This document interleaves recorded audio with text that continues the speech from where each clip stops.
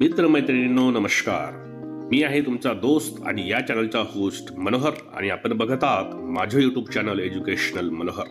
तर आजच्या व्हिडिओमध्ये आपण बघणार आहोत की 7व्या वेतन आयोगानुसार राज्य कर्मचाऱ्यांच्या आश्वासित प्रगती योजनांमध्ये सुधारणा करण्याबाबत मंत्रिमंडळ बैठकीत निर्णय घेण्यात आलेला आहे आणि हा निर्णय दिनांक 14 फेब्रुवारी 2024 रोजी घेण्यात आलेला आहे. तर याबद्दलची सविस्तर माहिती आजच्या व्हिडिओमध्ये आपण बघणार आहोत. तत्पूर्वी हे चॅनल एज्युकेशनल मनोहर यावर आपण नवीन असाल तर हे चॅनल आपण सबस्क्राईब करून घ्या आणि हा व्हिडिओ बघितल्यानंतर सर्व शासकीय कर्मचारी बंधू भगिनींना आपण शेअर करा. चला तर मग जास्त वेळ न घालवता या व्हिडिओला आपण आता सुरुवात करूया. तर राज्यातील कर्मचाऱ्यांना 7व्या वेतन आयोगानुसार लागू करण्यात आलेली आश्वासित प्रगती योजनेमध्ये सुधारणा करण्याबाबत काल दिनांक 14 फेब्रुवारी 2024 रोजी झालेल्या मंत्रिमंडळ बैठकीमध्ये मोठा निर्णय घेण्यात आलेला आहे. त्या संदर्भात राज्य शासनाच्या वित्त विभागांकडून प्रसिद्धी पत्रकही निर्गमित करण्यात आलेले आहेत.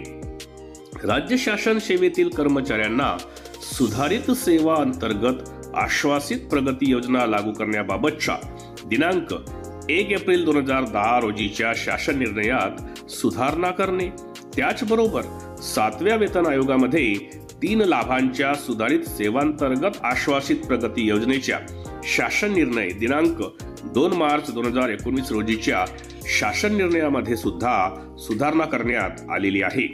दिनांक 14 फेब्रुवारी 2024 रोजी झालेल्या माननीय मंत्रिमंडळ बैठकीत वित्त विभागाच्या सदर विषयावर माननीय मंत्रिमंडळाने पुढील प्रमाणे निर्णय घेण्यात आलेला आहे.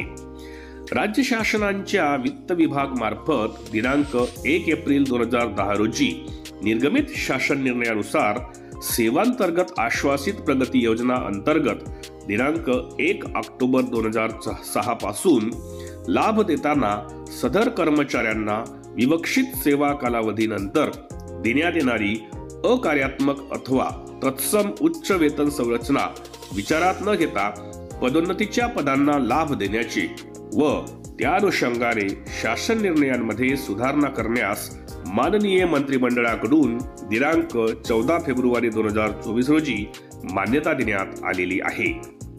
त्याचबरोबर राज्य शासनाच्या वित्त विभागाच्या दिनांक 2 मार्च 2019 रोजीच्या शासन निर्णयानुसार 3 लाभांच्या म्हणजेच 10 ला 20 ला 30 सुधारित सेवा अंतर्गत आश्वासित प्रगती योजना अंतर्गत दिनांक 1 जानेवारी 2016 पासून लाभ देताना सदर कर्मचाऱ्यांना विवक्षित सेवा कालावधीनंतर देण्यात येणारी अकार्यात्मक अथवा तत्सम उच्च वेतन संरचना विचारात न घेता पदोन्नतीच्या पदाचा लाभ घेण्याचे व त्या अनुषंगाने शासन निर्णयामध्ये सुधारणा करण्यास दिनांक 14/2/2024 रोजीच्या झालेल्या माननीय मंत्रिमंडळाने मान्यता दिलेली आहे. माननीय मंत्रिमंडळाच्या या निर्णयामुळे अंदाजे जवळपास 22,79,09,116 रुपये इतका अनावर्ती खर्च व अंदाजे 3,61,92,000 रुपये इतका वार्षिक आवर्ती खर्च अपेक्षित असणार आहे. या संदर्भात राज्य शासनाच्या वित्त विभागाकडून दिनांक 14 फेब्रुवारी 2024 रोजी निर्गमित करण्यात आलेला जो सविस्तर प्रसिद्धी पत्रक आहे तो आपण पुढील प्रमाणे पाहून घेऊ शकतो. तर बघा, हा तो प्रसिद्धी पत्रक आहे वित्त विभागाकडून देण्यात आलेला. यामध्ये वर तुम्ही जो त्याचा टायटल पाहू शकता तोच देण्यात आलेला आहे आणि यामध्ये त्या 2 बाबी प्रकर्षाने निर्लेखित करण्यात आलेले आहे. तर एकंदरीत आजच्या या व्हिडिओमध्ये मी आपल्यासाठी 7व्या वेतन आयोगानुसार जी आश्वासित प्रगती योजना आहे तिच्यामध्ये जे काही सुधारणा अपेक्षित होत्या त्यांच्यात कशा पद्धतीने सुधारणा मंत्रिमंडळाने सुचविलेल्या आहेत आणि त्या सुधारणांच्या माध्यमातून 7व्या वेतन आयोगानुसार आश्वासित प्रगती योजनेमध्ये काय काय आपण बदल झालेले पाहू शकतो ते या ठिकाणी आपल्याला मी सांगितले.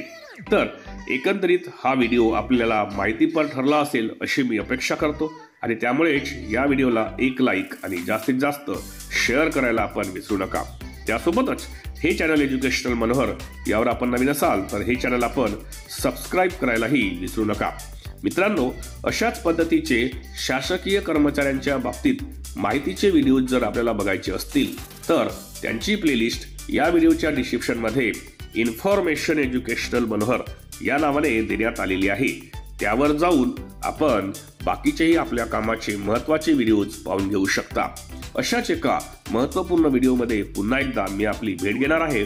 तोपर्यंत माझ्या राज्यातील सर्व शासकीय कर्मचारी बंधू भगिनींना माझा नमस्कार।